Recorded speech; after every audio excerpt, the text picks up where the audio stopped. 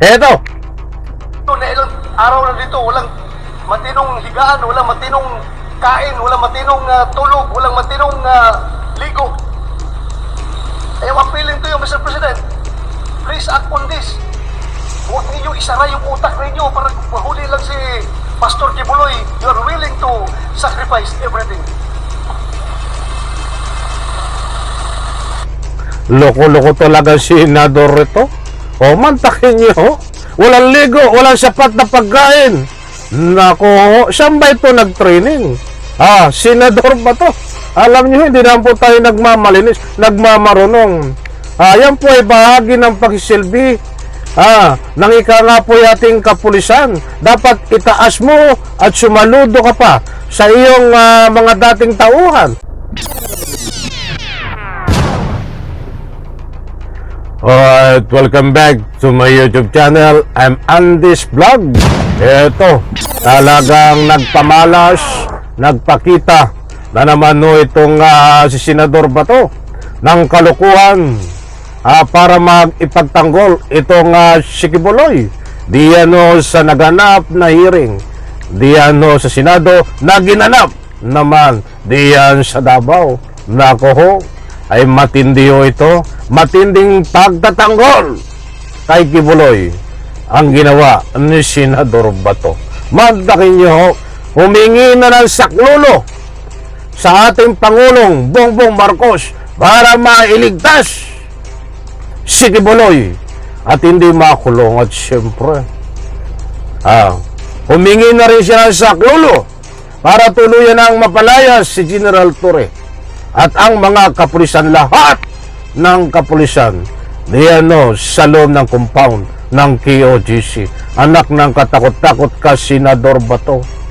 Hinalal ka ng taong bayan para magsilbi ng tunay at tapat sa Republika ng Pilipinas. Hindi ka hinalal ng taong bayan para pagsilbihan si Kibuloy.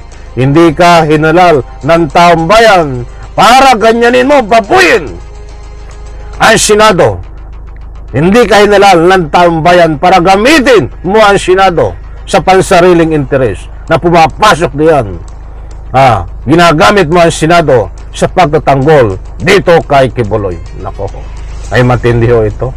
Ito mga kaibigan, ang matinding panawagan, pag-rescue ni Senador Bato dito kay Kibuloy. Pakinggan po natin, unawain, mga mahal kong taga-subaybay. Nako po, matindi ang matutuklasan dito. Halos umiyak si Bato. Huwag lang makulong itong si Kibuloy. Ang kanyang pinagkakautangan ng loob. Nako, ito lang mga kaibigan, ulitin ko, itatapik ko po sa inyo.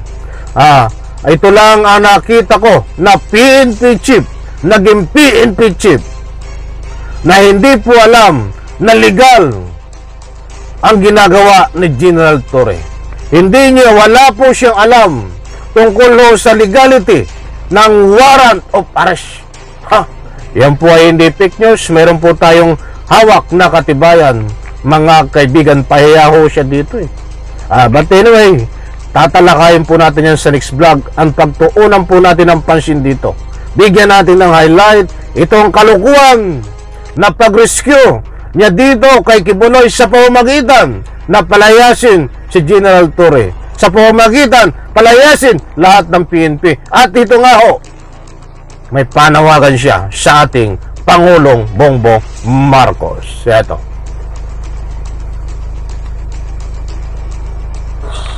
I am running out of justifications. I want to help you. I want to help you justify your actions. Dahil mga tao ko kayo dati. I'm trying to help you. I am trying to justify your actions, but I am running out of justifications. Ngayon, sabihin mo, tuloy-tuloy nyo pa. Well,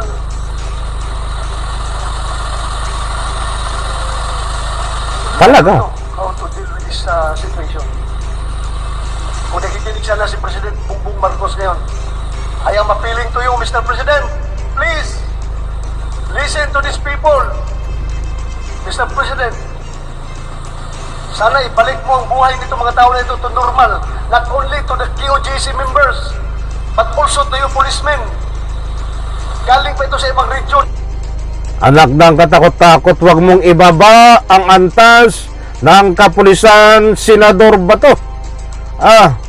Sana daw ay maibalik ang buhay ng normal ng mga kapulisan at siyempre ang buhay ng mga KOGC member diyan sa loob ng compound. Tama po ba mga mahal ko taga-subaybay?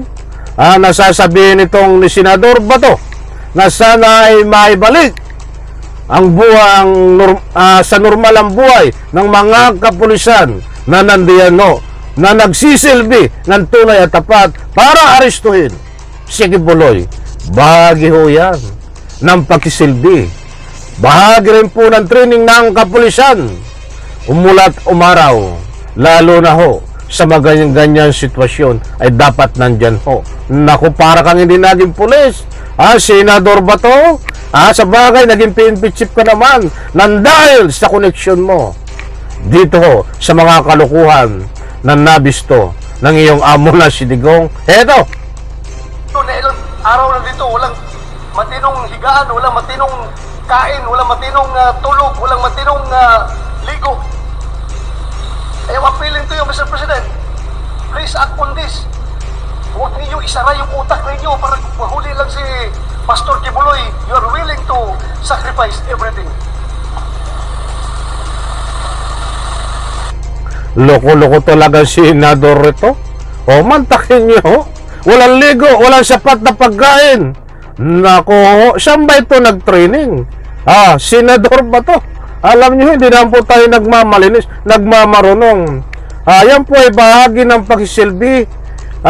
Nang ika nga po ating kapulisan. Dapat itaas mo at sumaludo ka pa sa iyong mga dating tauhan na ikaw ay dating PNP chief. Sa mga pinagagawang nila ngayon. Pino-question niya, walang tulugan na ika nga po yung maganda, walang sapat na pagkain. Nasa training ata. Hindi naman po tayo bubuhat ng sariling bangko. Naranasan din po natin yan. Noon tayo po ay nasa branch of service ng Philippine Air Force na nag-training po tayo diyan sa Clark Air Base. Diyan po tayo nagtapos. Lahat po ay matututunan mo diyan. Lalong-lalo na diyan sa ikang ganitong sitwasyon. Katulad doon niyang nangyayari sa QGC. Gamitin mo ang ika nga po lahat na nalalaman mo. Kung kailangan kang makasurvive, kung kailangan hindi maligo, kung kailangan nga hindi kumain, para lang hindi makalusot ang iyong binabantayan, ay pwede ho yan, mga kasama sa training yan. Ba't ito si Senador Bato ay kino-question? Bakit ganon? Nakatakot si Senador Bato, shout out sa mga classmate ko dyan dati, sa Clark Air Base, Pampanga. Diyan po dati tayo nag-training the branch service of Philippine Air Force. Ito pa. Anak na, hindi ko maintindihan itong utak ni Senador Bato. Binababa ang antas ng kapulisan. Bakit daw ganon? Umaapila sa ating Pangulo Bongbong Marcos. Anak ng katakot-takot to. Ito pa. Sana. Matindi ito si Senador Bato. That's only an appeal. I hope you are listening.